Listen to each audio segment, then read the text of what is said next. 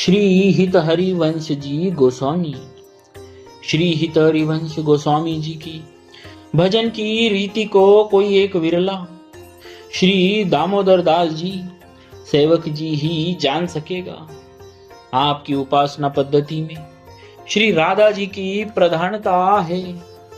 आप उन्हीं के श्री चरणों की हृदय में अत्यंत सुदृढ़ भाव से उपासना करते थे और कुंज क्रीड़ा में दंपति श्री श्यामा श्याम की सखी रूप से सेवा करते थे।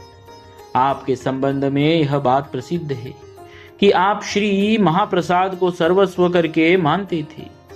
अपनी अनन्य निष्ठा के कारण आप सचमुच महाप्रसाद के उत्तम अधिकारी थे। आपने श्री श्यामा श्याम के सेवा रूपी उत्कट व्रत को धारण किया था। अतः स्मृति शास्त्रोक्त विधि निषेधों की अपेक्षा नहीं रखते थे। श्री व्यास मिश्र जी के पुत्र श्री हित हरिवंश गोस्वामी जी द्वारा प्रवर्तित पथ का जो अनुसरण करेंगे वे ही अच्छे तरह से आपके सिद्धांतों को जान सकेंगे। रसिक भक्त शिरोमणि गोस्वामी श्री हित हरिवंश चंद्र महाप्रभु जी का जन्म मथुरा के निकट बाध ग्राम में विक्रमी संवत 1559 वैशाख शुक्ला एकादशी को हुआ था। इनके पिता का नाम श्री व्यास मिश्र जी और माता का श्री तारा देवी था। व्यास मिश्र जी 9 भाई थे, जिनमें सबसे बड़े श्री केशवदास जी तो संन्यास ग्रहण कर चुके थे। उनके संन्यास आश्रम का नाम श्री नरसिम्हाश्रम जी था। शेष 8 भाइयों के केवल यही एक व्यास कुल दीपक थे, इसीलिए सभी को प्राणों से बढ़कर प्रिय थे और इसी से इनका लालन पालन भी बड़े लाड़ चाव से हुआ था। ये बड़े ही सुंदर थे और शिशुकाल में ही श्री राधा नाम के बड़े प्रेमी थे। राधा सुनते ही ये बड़े जोर से किलकारी मारकर हंसने लगते थे।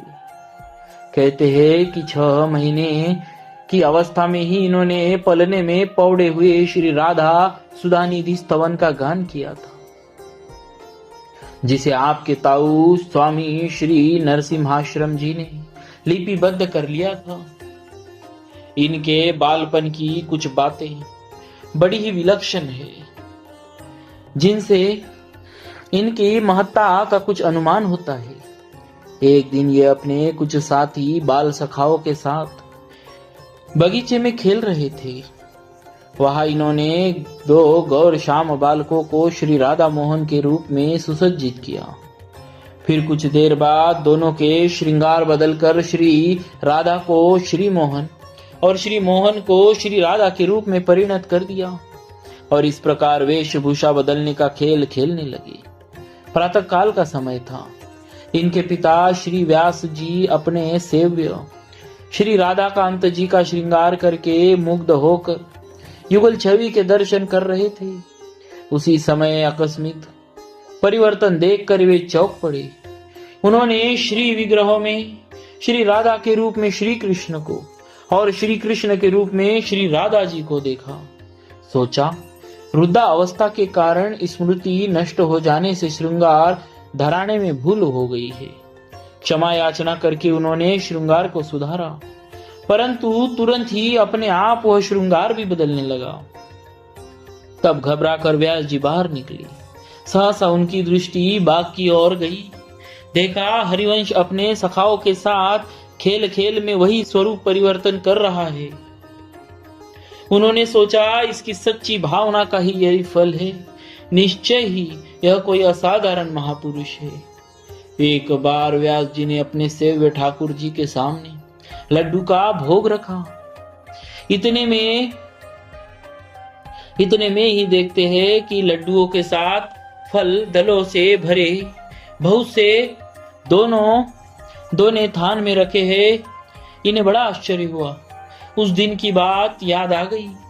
पूजन के बाद इन्होंने बाहर जाकर देखा तो पता लगा कि श्री हरि वंश जी ने बगीचे में 2 वृक्षों को नीले पीले फूलों की मालाओं से सजाकर युगल किशोर की भावना से उनके सामने फल दल का भोग रखा है।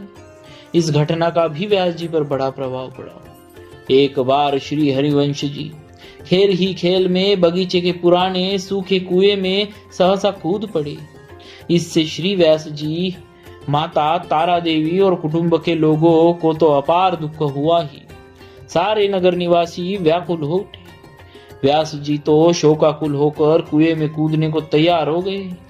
लोगों ने जबरदस्ती उन्हें पकड़ कर रखा। कुछ ही क्षणों के पश्चात लोगों ने देखा कुएं में एक दिव्य प्रकाश फैल गया है और श्री हरिवंश जी, श्री श्याम सुंदर के मंजुल श्री विग्रह को अपने नन्हे नन्हे कोमल कर कमलों से संभाले हुए अपने आप कुएं से ऊपर उठते चले आ रहे हैं। इस प्रकार आप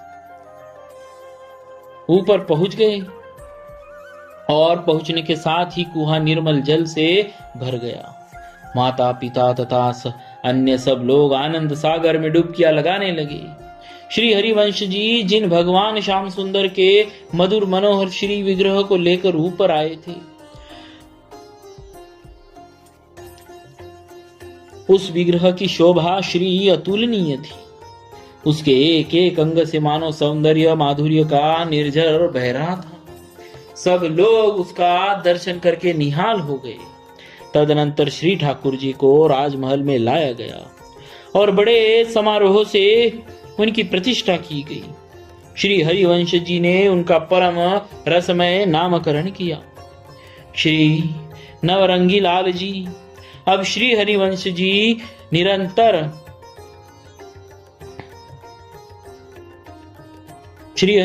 ने उनका परम रसमय नामकरण किया, श्री नवरंगी लाल जी। अब श्री हरिवंश जी निरंतर अपने श्री नवरंगी लाल जी की पूजा सेवा में निमग्न रहने लगे। इस समय इनकी अवस्था 5 वर्ष की थी। इसके कुछ ही दिनों बाद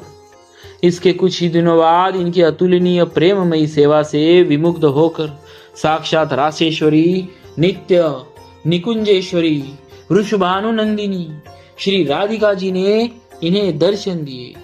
अपनी रस भावना पूर्ण सेवा पद्धति का उपदेश किया और मंत्रदान करके इन्हें शिष्य रूप में स्वीकार किया। बोलिए भक्तराज श्री हितहरि वंश जी गोस्वामी महाराज की जय। भक्तवत्सल भगवान की जय।